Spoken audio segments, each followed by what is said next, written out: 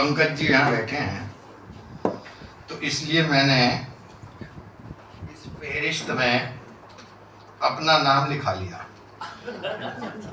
लगभग 1-1.5 साल मुझे हाँ मोहब्बतन पढ़े हुए हो गए, कविता आती नहीं।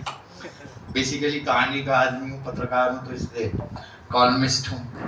कुछ चीज़ें ज़्यादा देखने लगा तो कविता छूट गई। तो हाँ, इसीलिए इनका एक उपन्यास अभी वो कहानी संग्रह खिड़कियाँ देखा मैंने, उसका वो बड़ा, तो उसका देख रहा था, एक तिलिस्म सा उसमें मुझे इनकी खिड़की में नजर आया, तो मैंने कुछ झांक के देखा जाए, कुछ अपने भीतर भी झांक लूँ, कुछ इनके भीतर भी झांक लूँ। तो एक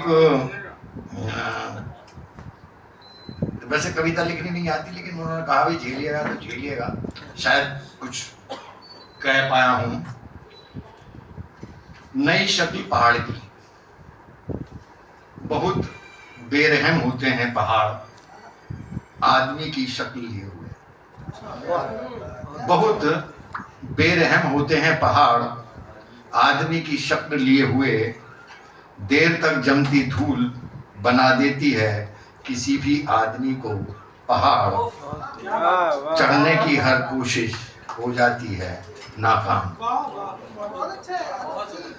बहुत खुश्क होते हैं पहाड़, बहुत खुश्क होते हैं पहाड़, बाहर से भी भीतर से भी। धूल से अटे पहाड़ों पर नहीं दिखता हरियाली का नामो निशान। कैसे बन जाता है आदमी, कैसे बन जाता है आदमी पहाड़, कैसे जम जाती है धूल एक पूरे वजूद पर, या होता ही है आदमी पहाड़। ऐसे ही जमाता रहता है अपने ऊपर धूल, धूल और धूल। धूल की मोटी परत के भीतर बैठा आदमी क्या देखता नहीं कभी आईना? धूल की मोटी परत के भीतर बैठा आदमी क्या देखता नहीं कभी आईना?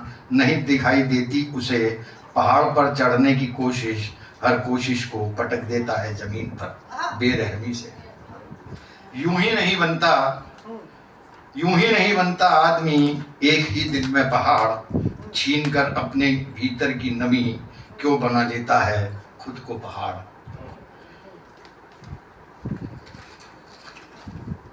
इस नए दौर की हवा, इस नए दौर की हवा नहीं लेकर आती अब हरियाली के बीच। इस नए दौर की हवा नहीं लेकर आती अब हरियाली के बीच।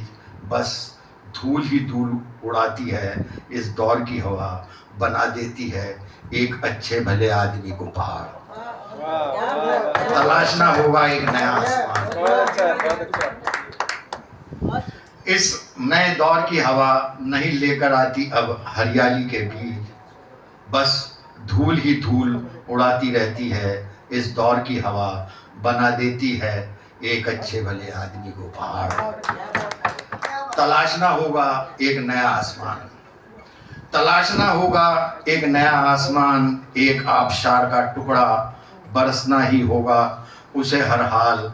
कल ना खड़ा मिले किसी घर की छत के नीचे कोई नया पहाड़।